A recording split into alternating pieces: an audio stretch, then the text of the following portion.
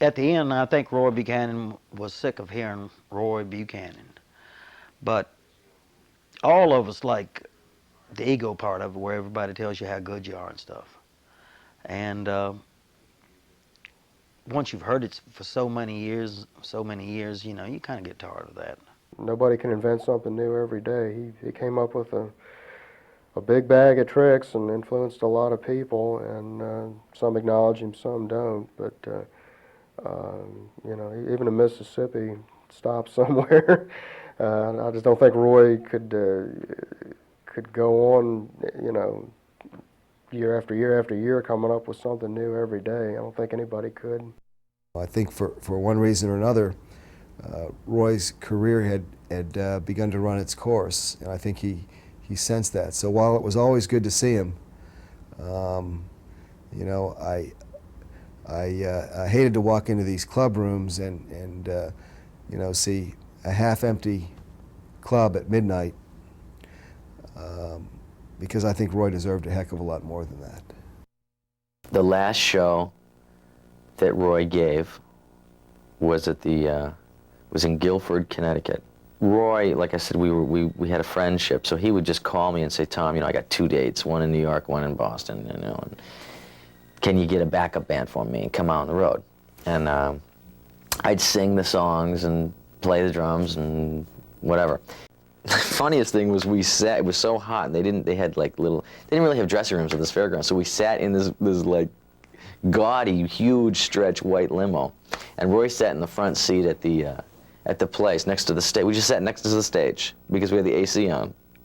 And we sat there, and people kept coming to the window and banging on the window, and Roy would roll the window down, and they'd go, you know, can you sign this, or I love you, Roy, you know. I mean, people had a passion for Roy. People, I mean, Roy affected people. I mean, this was like, you know, at times I was like, who am I playing with, Bruce Springsteen here, you know? And so, you know, I remember one guy coming up going, Roy, this is my son, and like a 2-year-old kid, and he was like, I named him Roy, you know?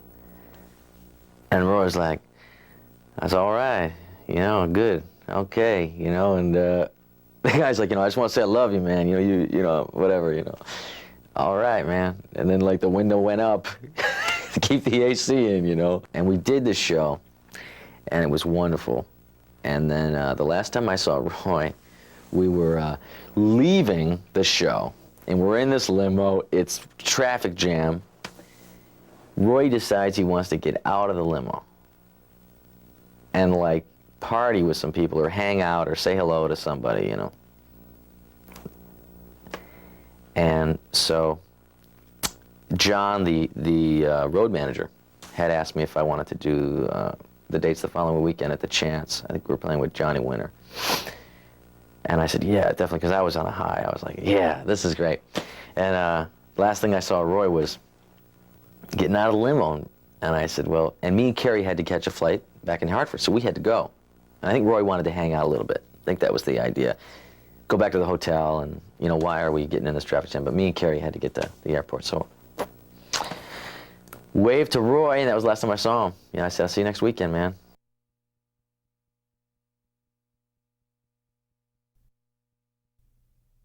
On the night of August 14th, 1988, Roy Buchanan died. He was 48 years old. On the last night of his life, Roy brought home a friend he had been drinking with. Roy and his guest were in the basement of his townhouse. Judy knew they were drinking, but she also suspected they were using drugs. She asked the guest to leave, and he responded with a smart remark. Judy went upstairs and called the Fairfax County Police to ask if she could have someone forced from the house when her husband didn't want the person to leave. Roy objected to Judy talking to the police and stopped her call. While Roy and Judy were arguing, the guest left the house. Roy went out to catch up with him, but was too late. Instead of returning home, Roy continued to walk down the road. At this time, the police came to the house, even though Judy says she didn't call for help, only for information. A short time later, Judy says the police called to tell her that Roy had been picked up while walking down a nearby road and was en route to the Fairfax County Detention Center. They charged him with being drunk and disorderly in public. Judy says she told the police, "Tell him I love him," and that she would pick him up around 10:30 the next morning. But a few hours later, she says, the police returned to the house to tell her that Roy had died. Me and my wife was asleep. It was a Sunday night, I believe. And the telephone rang about 1 o'clock in the morning. And it was Judy on the phone and told us that Roy was dead. And it was just devastating. In a press release, the sheriff's department states, "He was discovered hanging at 11:16 p.m. Mr. Buchanan used his own shirt to hang himself. CPR was started immediately by deputies and medical personnel." The next morning, Judy went to the morgue to identify Roy's body. She claims the people there were acting weird and believes it was because an autopsy had already been done before she could see Roy's body. Therefore, she suspects they were covering something up and doesn't believe that Roy committed suicide. Others also are suspicious about why Roy would take his own life when things seemed to be turning around for him. Well, I didn't buy that at all.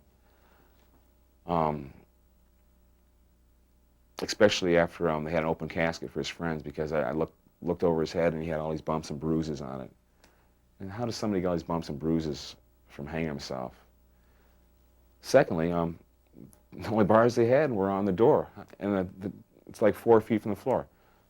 So from what they're saying is Roy took his shirt, wrapped it around his neck, put it on these bars or 4 feet away, when he did like jam his head down and break his neck.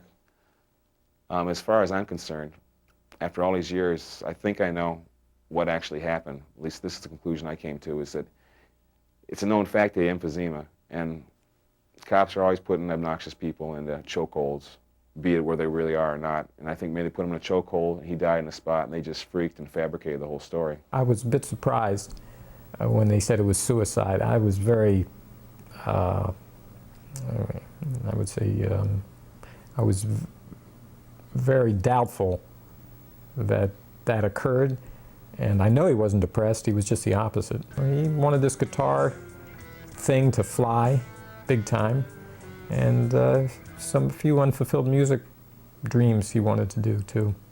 Others that knew Roy, though, suspect that his death was a suicide.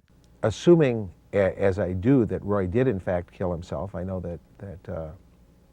that's controversial, and that there's suspicion that he was beaten by the police, but I saw the part of Roy that had that self-destructive urge, and I saw it more than once. Assuming that that's the case, I think part of what may have motivated him that way is looking toward the future of his life and realizing that he was never going to be able to stop struggling, that he was never going to be in a financially secure position, and that he was not going to be able to take care of his family and his loved ones any better than he already was. And I think to that extent, he must have been terribly frustrated. I wouldn't be surprised if he committed suicide. But the same me says I would be very surprised if, after telling his friends for years and years that he was right on the edge of doing it and never did it, that he went and did it in such an odd way. I guess we'll just never know. I don't know what to think about that. I'm saddened in both cases. He was not a very happy guy the last time I saw him.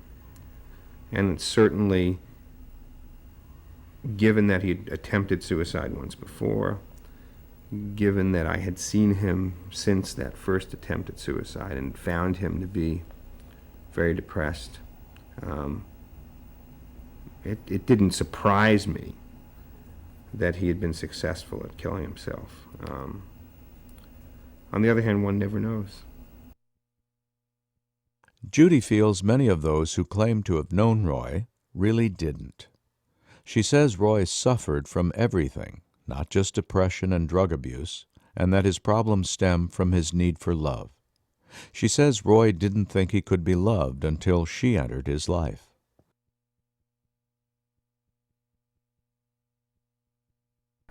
She was the brains. She done it all. Judy Buchanan kept Roy Buchanan alive as long as he was alive.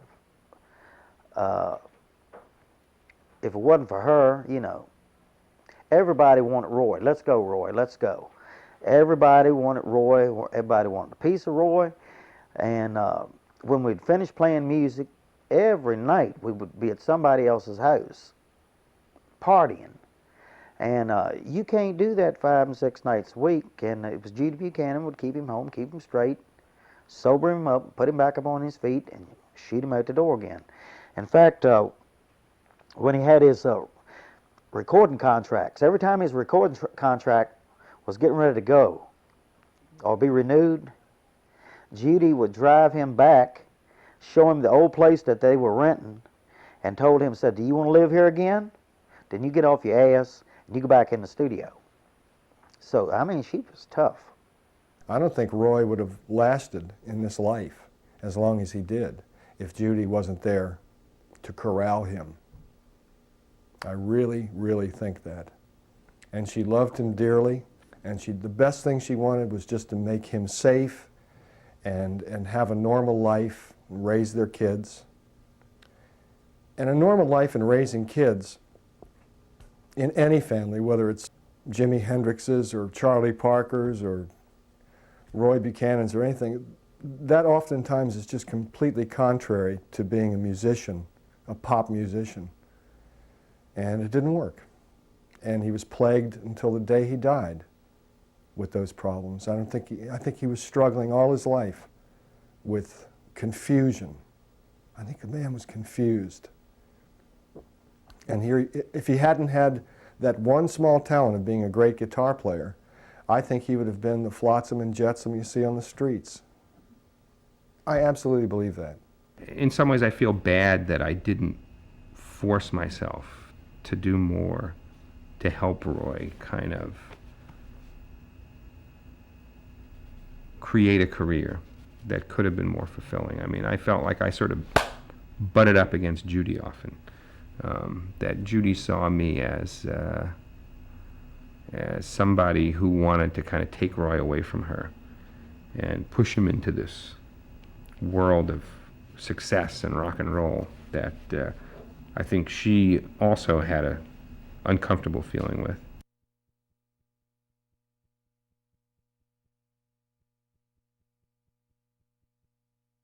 It was a real shock, you know. I mean, Roy was an artist and a great artist, and I think great artists often have interesting temperaments.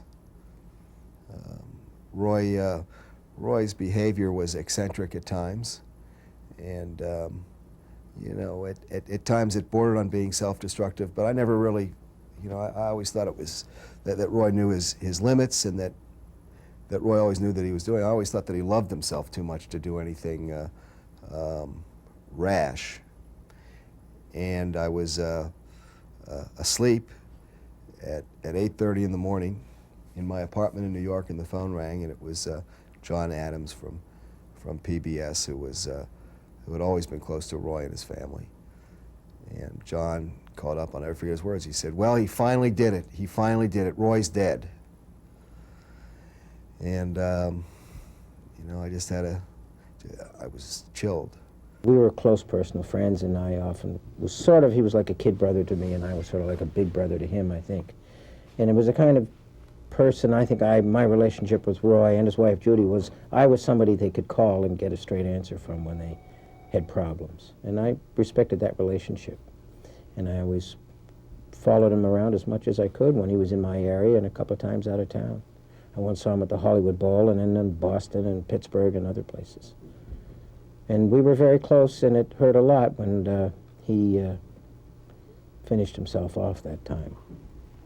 It was a big shock. Now, I will say this, I knew Roy had a lot of problems, and he had, I knew that, or let's just say that back when I worked with him, I was aware that he had more than a small problem with drugs and alcohol.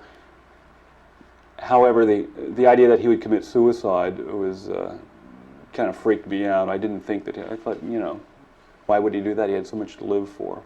And I've gotten bits and pieces and rumors of where he was coming from, but I prefer to think of Roy the way he was when I knew him back in the early 70s, and it was just shocking. It was really a shame.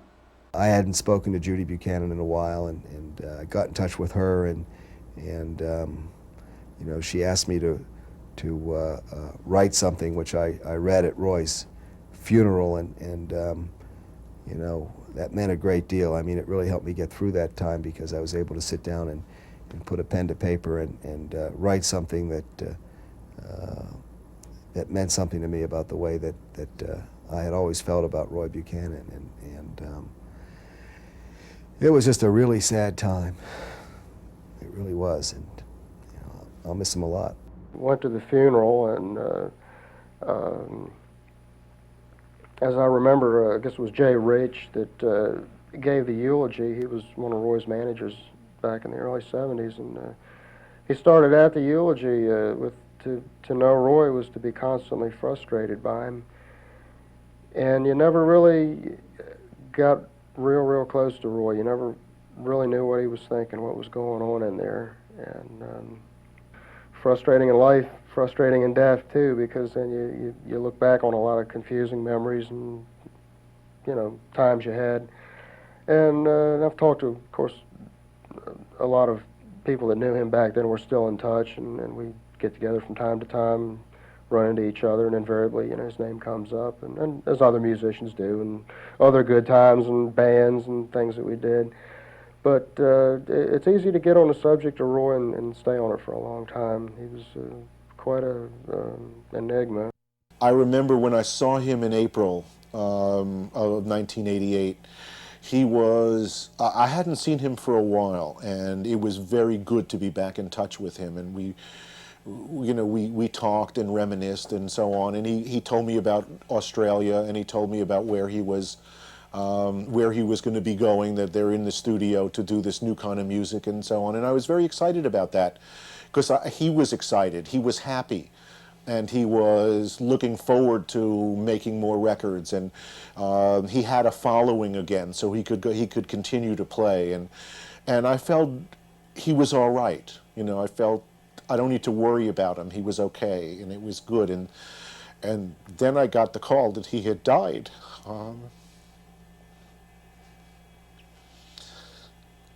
That was tough. It still is. You know, because it was. If you lose somebody, there are always things you want to say to them beforehand, or things you want to communicate, so that you have a sense that they really know it. And none of us who were close to him or who were his friends expected that to happen. And it's hit us all. It's been hard. I was out of town when he died, and when I heard, I called up Joe Bayless, and he told me it was really true, and I wasn't happy about that. It just seemed like a big part of my life was gone, you know, just something that I cherished it. It was real important to me. What a loss, what a loss. And just a great artist. Shouldn't have to go like that. And he was really a great artist. The only thing I can say is that the world lost a great guitar player. I lost a great friend, and Judy and her fine children lost a great dad. And I hope he's up in heaven, because he sure brought a lot of happiness to a lot of people, including myself. He was a dear friend and a great musician. He was just this guy that affected so many people, and people you didn't even realize you were being affected by him at the time. And I think that all came down, you know, crashing down few weeks after, it hit me that the loss was like not so much this guitar player, was this person, this being that was just special. He was a special man, and I remember he used to say from the stage when we'd leave, he'd go, "And remember, if you can't take care of yourself, take care of somebody else." And it hit me that in his own way, he was taking care of everybody. He was taking care of me, he was taking care of a lot of people, but he never really took care of himself. Thinking back, the first time I heard Roy and the impact that he had on me, it was probably one of the greatest moments in my life, not just relative to music, but just personally. I never did drugs, but I was high just listening to this guy play. I didn't sleep for 3 days. I didn't drink coffee. I mean, I was going to work. I mean, driving back and forth to New York to hear him, down in Bladensburg. Going back, I didn't drink. I couldn't stand the taste of coffee, so I wasn't getting any caffeine. I wasn't taking any pills. I was literally high on this guy's music, and for 3 days, he kept me awake. And that was the impact that he had on me. It was something that, again, it was a very important moment in my life. I was grateful that I was there, that I heard that, and that I experienced Roy. He could have been playing the ABCs, the Do-Re-Mis. It would have inspired you. And it's that inspiration that really got me through a lot of hard times and kept me at it, Being able to hear someone like that, same way I got to see Jimi Hendrix a lot too. The two of them had something like that at their best they made you go, hey, whatever it takes, I got to stick with this because I want to be able to feel that way, or at least have a shot at making people feel that way. And Roy was the first guy I'd really seen do that, up front close to me on a regular basis, and I was lucky to have access to him. At moments, he played the guitar better than anyone else has ever played the guitar before, and maybe ever will. And why is that? I certainly don't know the answer to that question. I'm just happy that I had the chance to have heard some of those moments. In the 60s and the 70s, people used music to communicate. There wasn't any MTV. Television didn't mean as much. You didn't have 800 channels on the television set. It was music, and it was pretty much before the time of drum machines and synthesizers. It was music, pure and simple, and nobody pulled that off better than Roy Buchanan. He was the real thing. I just hope that his music can still benefit people if they listen to whatever period or whatever style he was in at certain times. If they could get into his music, because after all, it was an unselfish thing on his part. And I don't know if he'll resurge 20 years from now or not, but I don't even know. Cult figure might not be the word to use, but he certainly has a very dedicated following to this day, as he did, earlier on. And I hope that keeps his music alive and people can continue to enjoy it. It was a gift, it was out there for people to listen to if they wanted to, and I think it deserves listening to.